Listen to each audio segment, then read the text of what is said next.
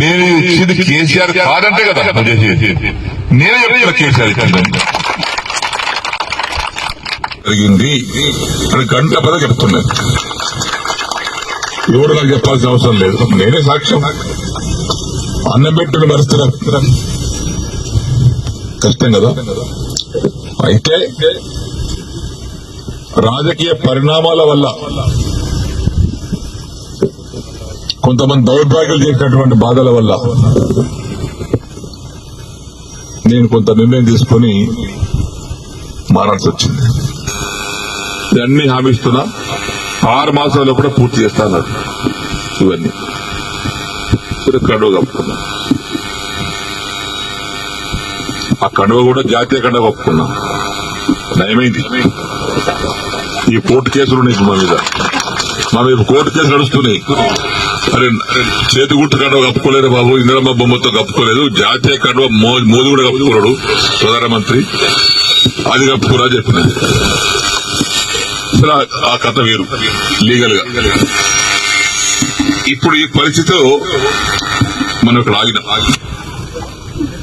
దానికి కొంతమంది రకరకాలుగా మాట్లాడుతారు. తర్వాత మొన్న నవంబర్ 7 తారీఖు నాడు సీఎం గారి మీటింగ్ అయితే పోయినా. అందరు ఎమ్మెల్యేలకు మాట్లాడుతుంటే మాకు కూడా తెలిసాడు.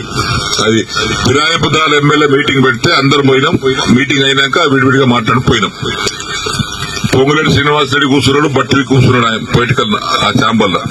నేను పోయి శ్రీనివాసరెడ్డి రేవంత్ రెడ్డి గారు లేచాడు, కూర్చోసేనని అన్నాడు. ఒకటి అడిగితే సమాధానం చెప్పినా కూర్చుంటా అన్నా. ఏందన్నాడు, నేను నీకు 21 జూన్ నాడు నాకు కండువ కప్పిన రోజు నాకేమైనా పైసలు ఇచ్చినావా, నన్ను ఏమైనా కొన్నావా, కట్లట్టు వస్తున్నా కొన్నావా చెప్పు, నాకేమైనా ఇద్దరు ఉన్నారు, నన్ను ఏమన్నా నా ఎమ్మెల్యే షిప్ కొన్నావా, నన్ను కొన్నావా చెప్పు, నేను అమ్ముడు పోయినా నీకే చెప్పినా. లేదు పోలేదు, ఇయ్యలేదు. నేను దేనికోసం వచ్చినా, ఈ సమస్య కోసం వచ్చినా. ఏమైనా అయిందా, ఏం కాలేదా, ఏమైంది, 100 కోట్లు ఎస్డీఎఫ్ ఉంటే 30 కోట్లు ఇచ్చారు. తర్వాత బంద్. దగ్గర 70 కోట్లు డబుల్ బెడ్రూమ్ ఉంటే 20 కోట్లు ఇచ్చి, 25 కోట్లు ఇచ్చి, 45 కోట్లు ఇవ్వాలి. బంద్. పనులన్నీ పేమెంట్ లేక ఆగిపోతున్నాయి. ఆ కాంట్రాక్ట్ పని చేయమంటే పేమెంట్ ఇవ్వమని అంటున్నాడు. దవాఖాన బాన్సుడు బంద్ అయింది, కోర్టు కేసు దవాఖాన బంద్ అయింది. సిద్ధపరిసర వారి కాంట్రాక్ట్ 40 కోట్లు ఇవ్వాలి, వాడు బంద్ చేసిండు. మరి వీటి కోసం వచ్చినాయి కదా నేను. లేదా బట్టి గారు సీనన్న దగ్గరికి ఇలా లిస్ట్ మొత్తం తీసుకోండి, ఆ లిస్టు తీసుకొని 2 సార్లు ఇచ్చేయండి, ఒకసారి కాదు కానీ. ఇక పొంగులేటి గారు ఆ లిస్ట్ తీసుకోండి, 2 సార్లు మీరు ఇచ్చేయండి. ఇచ్చిన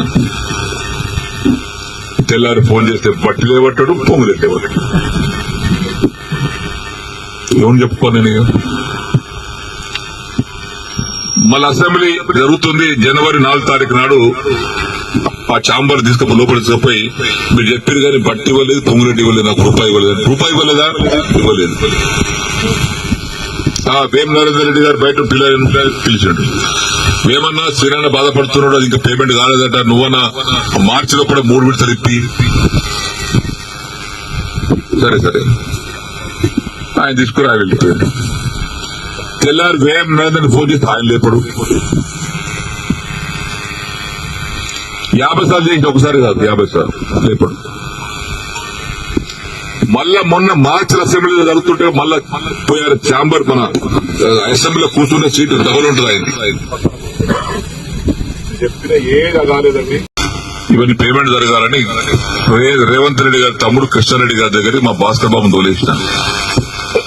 ఆయన ఇచ్చిన సమాధానం ఏంటంటే, భాస్కర్ మీ డాడీ చెప్పుకుపోయి బీఆర్ఎస్ పార్టీ ఎమ్మెల్యేలకు రూపాయి ఇచ్చేది లేదు, ఒక పని ఇచ్చేది లేదు, మీ డాడీని కండువ కప్పుకోమని ఇస్తాం. అదే భాస్కర్ వచ్చి ఈ విషయం చెప్పింది. నాతను కాదు నాన్న, ఈ వయసులో నేను పార్టీ మారడం నా వల్ల కాదు, అందులో కేసీఆర్ మోసం చేసి రావడం నా వల్ల కాదు, సరే ఏమని రాకపోరాను. నేను ఆగిన బాన్సువాడకు వస్తే కార్యకర్తలు చేసుకున్నటువంటి పనుల బిల్లు కోసం రావడం, డబల్ బెడ్రూమ్ కట్టుకున్నటువంటి మహిళలు గుంపులుగా రావడం, మళ్ళా నెల 15 రోజుల తర్వాత మళ్ళా భాస్కర్ మళ్ళా తోలేసిన ఆయన దగ్గరికి.